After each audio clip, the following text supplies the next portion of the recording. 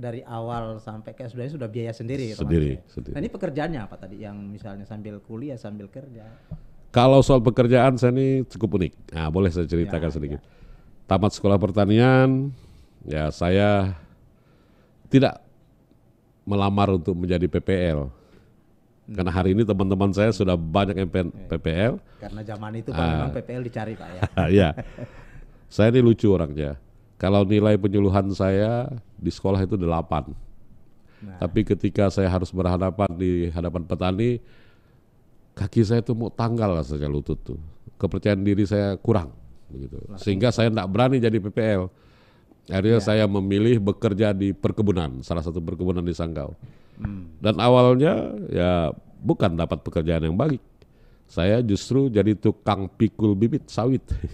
oh, Sekolah saya sekolah pertanian. oke, ya. Ketika saya duduk waktu istirahat dengan teman-teman yang mikul sawit, saya tanya, kalian sekolah apa? Mereka bilang dalam bahasa Sanggau, "Mada sekolah kami bang," katanya. Artinya tidak ada sekolah kami bang, gitu Pak. Oh, oke. Kami hanya SD pun ada yang tidak tamat nih. Mak, saya bilang, masa saya yang sekolah pertanian ini disuruh mikul bibit, gitu kan? Nah, mau protes juga sih. Tapi ya tidak apa-apa. Akhirnya saya kerja.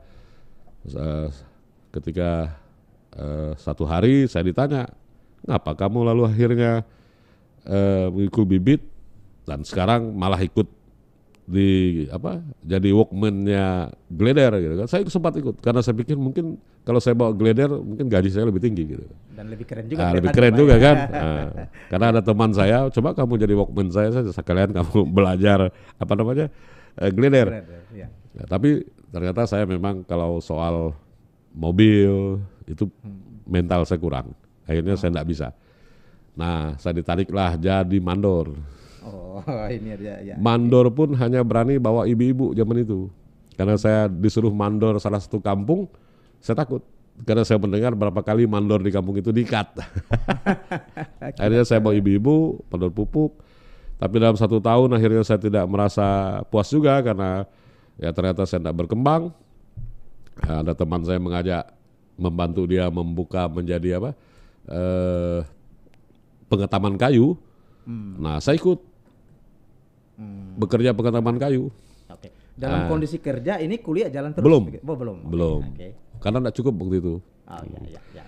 Tapi ketika saya di pengetaman kayu, akhirnya juga belum mampu ngapa-ngapa gitu. Akhirnya saya ada seorang pastor, sekarang sudah menjadi uskup agung, Monsinyur Agus, memperkenalkan saya dengan orang Jerman. Kebetulan orang Jerman datang ke Sanggau waktu itu. Oke. Karena mereka cari orang tamat sekolah pertanian yang memang orang Sanggau. Dan memang hanya saya lah yang masih ada. Yang lain sudah kerja. Akhirnya saya masuk di situ. Dan nah ketika saya mulai diperkenalkan dengan sistem yang baik soal pengelolaan, soal juga sumber daya manusia diperkuat. Oke. Ya disitulah saya mulai sekolah. Saya punya kesempatan untuk bisa belajar dan saya dapat izin untuk ke S1-nya. Jadi sambil kerja sambil kuliah. Oke.